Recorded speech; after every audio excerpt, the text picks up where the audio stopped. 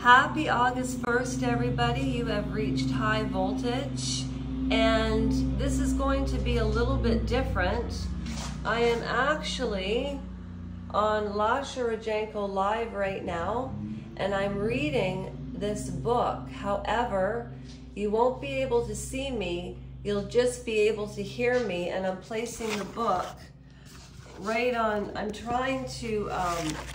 I'm desperately trying to put it in a way in which you can see the cover. There we go. Does that work? Well, not really, but there we go. Okay. All right, Trevor. We're starting with the prologue. That's good. Ah!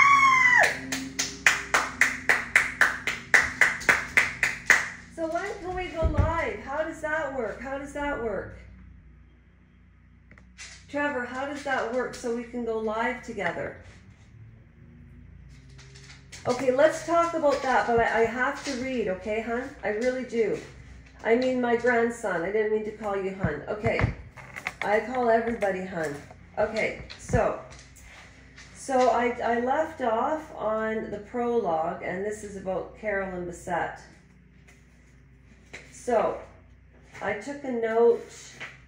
Oh no, that's the wrong chapter. We were on the prologue, and we were talking about Bobby Kennedy. All right, so we left off with, he was memorialized by Ellen R. Malcolm, the founder of Emily's List, a true champion for women. Cecil Richards, then president of Planned Parenthood, lauded him as a true champion of women's health and rights. Neither women mentioned Mary Jo Capenci, this well-known drunk and serial SA has been the glorified subject of two recent biographies, both by men, a 2-volume treatment, hyperbole, titled Catching the Wind and Against the Wind, respectively by prize-winning author Neil Gabler and Ted Kennedy. And let us not forget, okay, I am too. I just have one more page to read. Treatment hyperbole titled Catching the Wind and Against the Wind, respectively by prize-winning author Neil Gabler and Ted Kennedy. And Ted Kennedy let a woman, you know what, okay. A prize-winning historian, John A. Farrell, the latter describes Capenci as an attractive but not gorgeous. That observation, why? Before noting that she had the bad luck to be in the vehicle that passively left the bridge, they're talking about Mary Jo, as if the car in Stephen King's Christine, that's a good analogy, it had a mind of its own, as if that car hadn't been driven by a drunken Ted Kennedy. His driver's license expired, as if Ted hadn't sped down an unlit dirt road, careened off a small bridge with such force the car flipped and landed on the roof, and the windshield smashed in. Ted escaped, okay? But he left Mary Jo in that car upside down, forced to crane her neck at an awkward, painful angle as she struggled to breathe through a tiny pocket of air surrounded by dark water, waiting for help that never came. Oh, this book is making me so angry, but it's enlightening, because that myth of Camelot is just I'm not eye blocking because I think I'm better, behavioral panel. I'm eye blocking because my eyes are sore. Okay, so Ted escaped. He left Mary Jo in that car upside down, forced her to crane her neck. And then, okay, I read that. After the accident, guess who was at fault? Not Ted, but the victim, Mary Jo, for being a single woman in this married man's car late at night. And we are talking about the 60s, okay? The Kennedys have a way of squashing anything or anyone. A book of miniseries, an interview that contradicts the golden image. They typically do this through power or payoffs.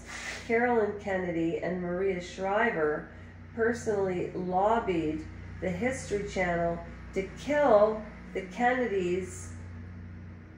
A 2011 miniseries that one family loyalist called Vindictive and Malicious in the New York Times, and were successful. I wonder if that in 2011, was that when Katie Holmes and Matthew Perry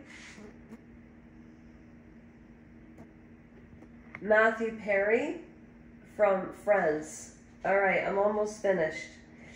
In one of the saddest ironies, even the most powerful Kennedy women would like this history erased, and such efforts have allowed this lie, this cancer in the American body politic, no further metastasize.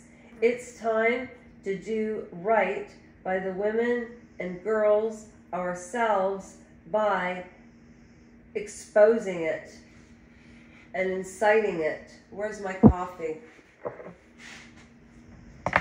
The stories are told chronologically. Some women are paired throughout and some stand alone, but their unique experiences resonate in ways that link them across 20th and 21st century America, politically, historically, culturally, and some, as Jackie Kennedy Onassis, whose life progressed along the path of modern American feminism, going from high society debutante to first lady to trophy wife to somebody who was very liberated intimately in New York City, career woman, will reappear. Other girls and women have shorter stories and shorter lives. 2 more pages. All right. Through deep reporting and interviews with May, who have never spoken before, this book seeks to understand what being a woman among Kennedy men felt like over the years. I have taken some creative license here, but each of these stories is anchored by years of research. Many of these women are complicated, just like men.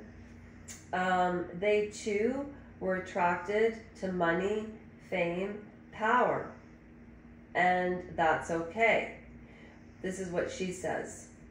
We have made great strides in realizing that few girls and more women make perfect victims.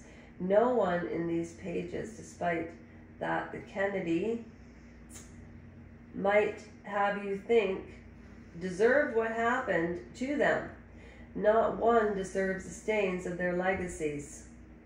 With great deliberation and zero remorse by the Kennedys, this book is intended as a corrective, a new take on some women we think we know, and some we've never really met, neither in full nor in fact. Think about this. Jacqueline Kennedy, after narrowly escaping the assassin's bullets that her husband, who signaled to the world that America would not only survive this trauma, but emerge stronger, was upon her remarriage 5 years later cascaded as a lady of the night who had sold herself to the highest bidder. The mantle hung over Jackie's fascinating, difficult, creative, controversial life until the day she passed. A man would never have been so degenerate. What happened to Jackie would be unthinkable today. The Kennedys remain very much with us, but what is the Kennedy legacy really? How should we define it? Do the Kennedys deserve to remain a power center in American life and politics, or should we relegate them to our inglorious past? If not, what should we now demand of any Kennedy who seeks power? We can answer only by fully reckoning with how the Kennedys have brutalized women throughout generations. The pattern originates with the ruthless patriarch Joseph P. Kennedy Sr., a financial and S. Blanken. His daughters were bred for marriage and babies, worthless as anything else in his eyes. Oh, wow. Wow. Wow. The misogyny, it gets worse and worse and worse. Joe committed 2 original sins. The first was political and would keep him from ever becoming president. Joe is the oldest son, the oldest Kennedy. He's older than Jack, but he passed away in the war, and he was actually supposed to marry Edith Beale, if you've ever heard of Grey Gardens. Anyways, this is the last piece. His own admission as United States ambassador to the United Kingdom of Adolf Hitler and his bloodless acceptance of the looming death of Western democracy, that was followed by his personal original sin, the unthinkable act he committed against his beautiful daughter, Rosemary, who suffered a fate worse than passing away. These are the poisonous roots from which all Kennedy misogyny and violence, psychological, physical, political, and personal, has flourished. This book title comes from the most famous line of John F. Kennedy's 1961 inaugural address, which says, air quote, "Ask not what your country can do for you. Ask not," has also forever been an admonition to women in the Kennedy sphere. Ask no questions. Don't ask for help or respect, for fairness or justice. This book takes that as a dare. Ask not, let's. January of 2024. I already started reading about Carolyn Bessette, and we're on page 5. If you're following along with me, we're on page 5 of this book, but that's the end of my read today, and Trevor and I are going live, okay? Thank you for joining me in this read.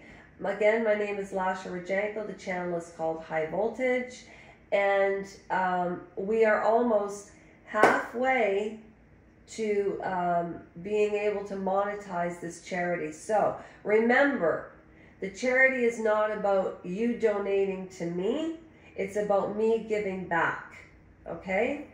And I have a raffle on me every quarter. The next one will be in September or the beginning of October. Maybe I'll do it around Thanksgiving.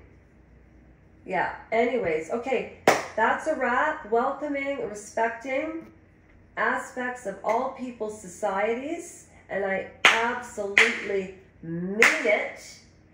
Trevor, I am ready. Thank you all for listening. I hope that it turned out to be okay. And if you want to turn on the settings, you can also follow along with what I read and said. All right, that's a wrap. That's a wrap. That's a wrap. Have a great day.